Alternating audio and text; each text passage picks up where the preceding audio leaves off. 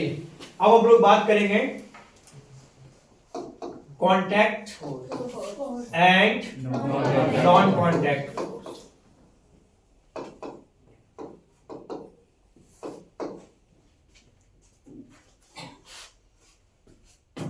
Contact and non contact force.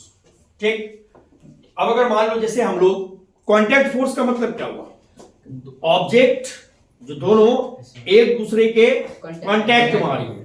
अगर जैसे हम लोग ये दोनों हाथ को आपस में से रब करते हैं तो ये कैसा फोर्स लग रहा है? कांटेक्ट फोर्स है। सेम एज दैट अगर हम लोग किसी चीज को हाथ से पकड़ के यूं मान लो किसी चीज को ऐसे उठाएंगे कैसा फोर्स लग रहा है? Contact muscular force. अगर जैसे बाईसाइकिल चलाते हो, साइकिल चलाते हो तो कैसा फोर्स लग रहा है? कैसा फोर्स? कांटेक्ट फोर्स लग रहा है।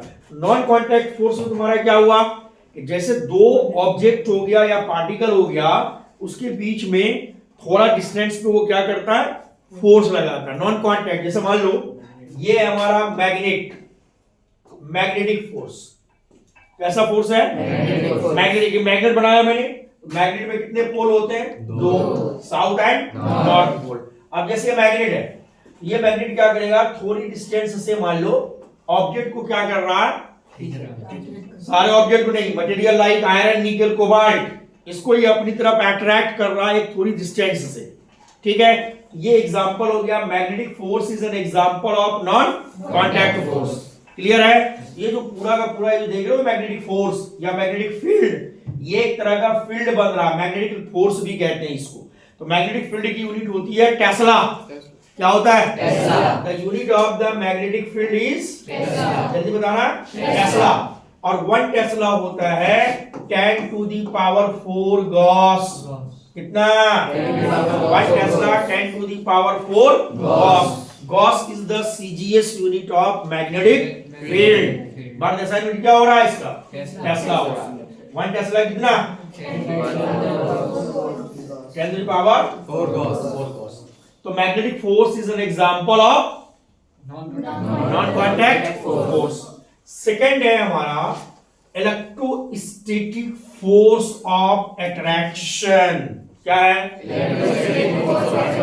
इलेक्ट्रोस्टैटिक फोर्स ऑफ अट्रैक्शन, या इसको हम लोग कहते हैं कूलम्ब फोर्स। क्या बोलोगे इसको? Coulomb force. इलेक्ट्रोस्टैटिक फोर्स या कूलम्ब फोर्स ये होता है F equal to K into Q1 into Q2 by R square. पढ़ाया गया था ना केमिकल इफेक्ट ऑफ करंट में। तो यहाँ पे तुम्हारा ये हो गया कूलम्ब फोर्स, और यहाँ पे K क्या है? Coulomb constant. कौन सा कांस्टेंट? Coulomb constant. जहां पर K की वैल्यू मैंने बताया 9 × 10⁹ न्यूटन मीटर स्क्वायर पर कूलम्ब स्क्वायर। Got it? तो पहला नॉन कांटेक्ट का एग्जांपल है। इससे पहले क्या पढ़े? Magnetic force. दूसरा क्या पढ़े? Electrostatic force of attraction. Electrostatic force of attraction इसे हिंदी में कहते हैं वैद्युत चुंबकीय बल। क्या बोलते हैं? वैद्युत चुंबकीय बल। उसके बाद तीसरा होता है तुम्हारा ग्रेविटेशनल फोर्स।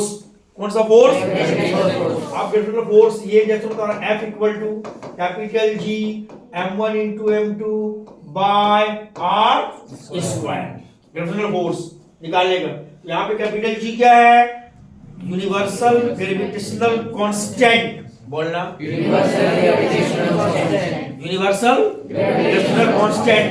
यहाँ पे कैपिटल G की वैल्यू है 6.67 into 10 to the power -11 newton metre square पर केजी स्क्वायर।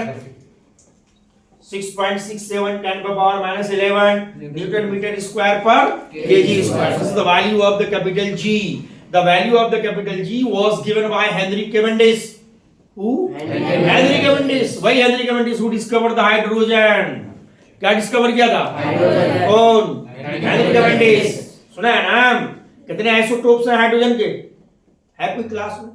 कितने आइसोटोप्स हैं हाइड्रोजन के? 3, protium, deuterium and tritium. The tritium is radio active.